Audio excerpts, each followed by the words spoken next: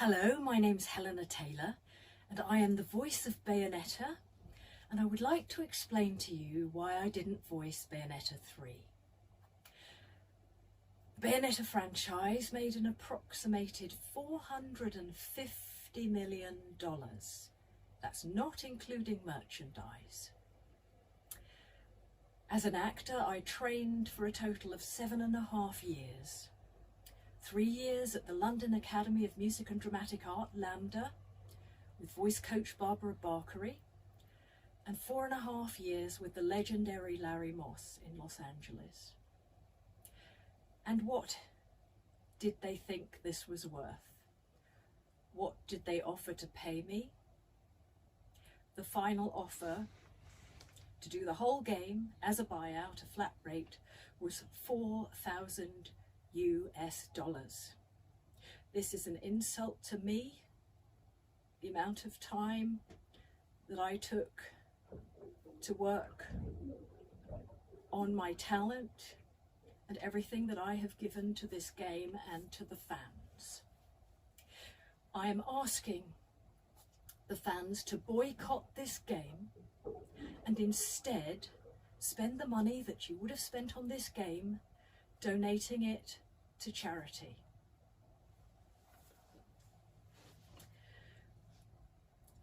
I didn't want the world, I didn't ask for too much. I was just asking for a decent, dignified living wage. What they did was legal, but it was immoral.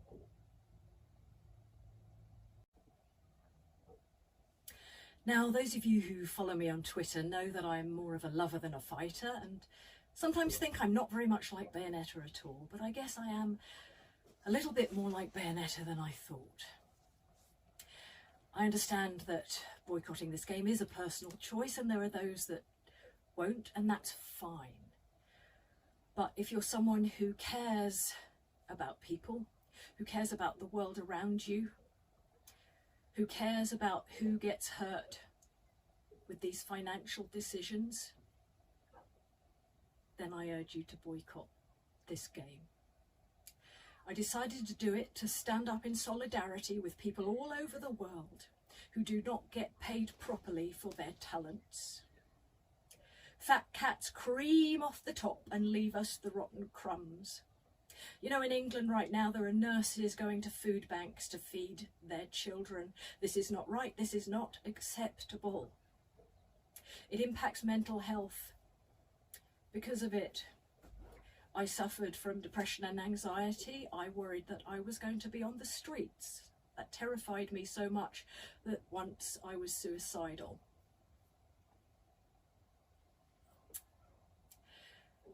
I am not afraid of the non-disclosure agreement. I can't even afford to run a car. What are they going to do? Take my clothes? Good luck to them. Bayonetta always stands up for those with less power and stands up for what is right. And in doing this, you stand with her.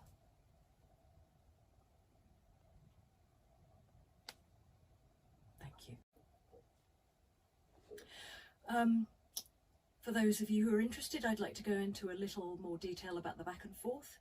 The first thing was I was required to audition again, because sometimes voices change with time. So I auditioned for the role and obviously passed with flying colours. They then sent me an insulting offer. So I thought, you know what? I'm going to write to Hideki Kamiya. I'm going to write to him and ask him for what I'm worth. So I got a friend who has been in business in Japan to write in Japanese to him. I know he read it because I got a reply.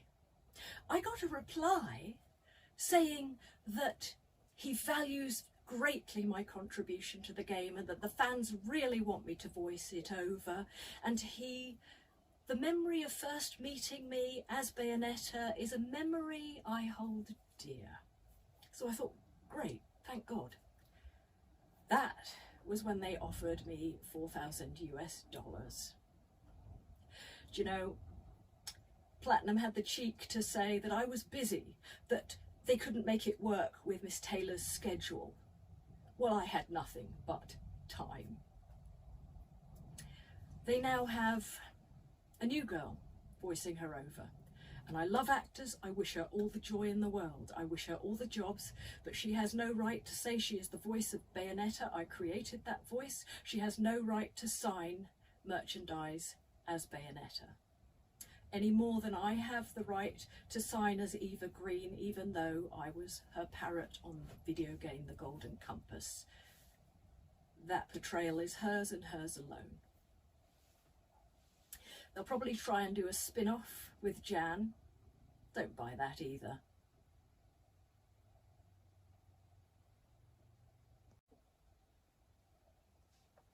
So, to Kamiya, the presidents of Nintendo, and all other fat cats around the world, I would like to quote to you from the greatest moral teacher who ever lived, Jesus Christ, from his parable of Lazarus and the rich man. Lazarus was a poor beggar with sores all over his body, and he lived outside the house of a rich man who banqueted and feasted every day and wore purple. Lazarus even hoped for even a scrap off the rich man's table, which he never gave Lazarus. Only the dogs pitied him and licked his sores.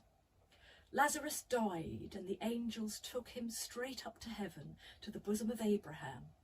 Meanwhile, the rich man went to hell and suffered torment, and in his torment he cried out to Abraham, "Abraham, please save me, take me up to heaven." To which Abraham said, "You had your joy in life. Now this is set for eternity." So he said, "Please tell my brothers who are living like I was, send them a messenger so they can repent." To which Abraham said, "We've sent you Moses and the prophets." "Ah, but if you send Lazarus, if a man comes back from the dead, they will listen to him." To which Abraham replied, "If you did not listen to Moses and the prophets, it's unlikely that you'll listen to a man who is risen from the dead." I would like to thank you, the fans who have followed me on Twitter, commented kindly and liked my work. Bless you. I wish you all the joy and luck in the world.